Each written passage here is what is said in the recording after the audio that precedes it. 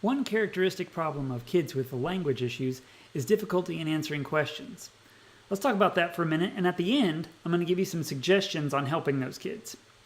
So there's a hierarchy for question difficulty. The easiest questions are the most concrete. By the way, thinking skills, they develop from concrete to abstract.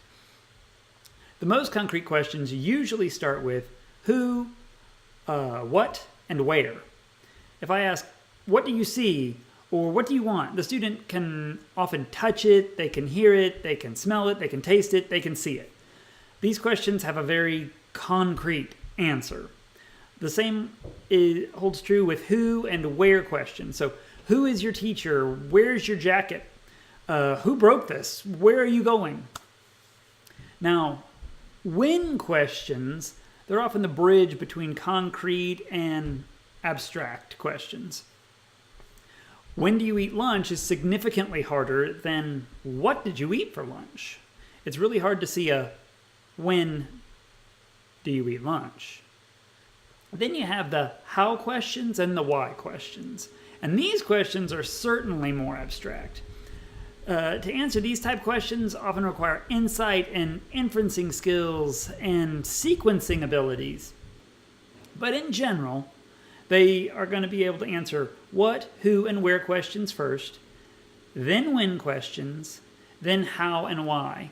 Now, of course, there's going to be some overlap in there, but you can see how this hierarchy comes about. And we've actually got an infographic that we developed, and it'll be accessible. Just click on the link in the comments, and you'll be able to pull that up.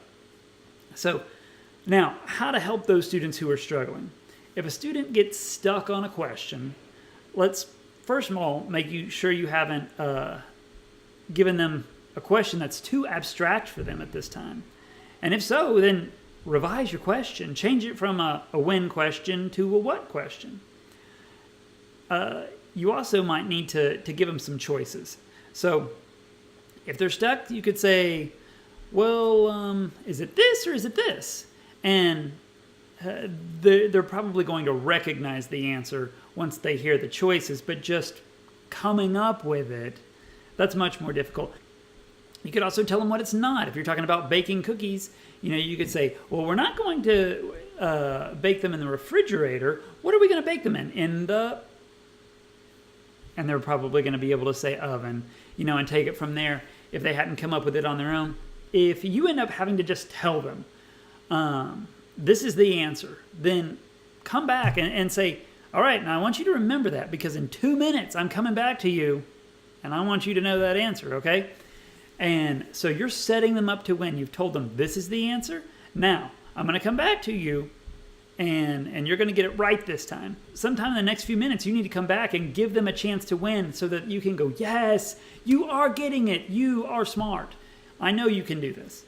Lastly, something that you can do to help out the student, maybe not get the answer this time, but you're going to set them up to win in the future, is if they're just not getting it, give them a script on how to ask for help. So you've asked a hard question and they don't know and they're getting frustrated. You can say, would you like me to ask that in a different way? And of course they're going to go, yeah. And so you said, oh, well, it's okay to ask. You can always just say that to me. Could you ask it in a different way? And you've given them the actual words to say. So going forward, they're going to do better.